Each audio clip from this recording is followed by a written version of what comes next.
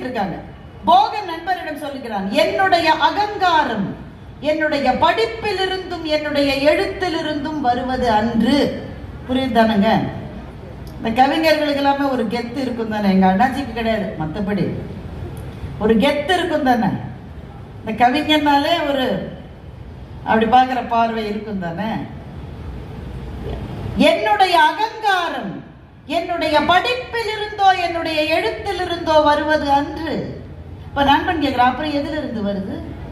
என்னுடைய அகங்காரம் என் துயரங்களிலிருந்து வருவது, நான் பட்ட துன்பங்களிலிருந்து வருவது, நான் பட்டு கொண்டிருக்கிற துயரங்களிலிருந்து வருவது. உடனே நண்பன் கேட்டான், துயரம் வந்தால் பணிவு தானே வரும், அகங்காரம் எப்படி வரும் என்று நண்பன் கேட்டான். நல்ல கேள்விதானே. திரும்ப திரும்ப வாழ்க்கை போட்டு போட்டு அடிச்சா கீழே தானே குனிவான். ஐயா ஐயா கொஞ்சம் கவனிங்கய்யா, என்னையும் பார்த்து இன்னும் தானே குனிவான்.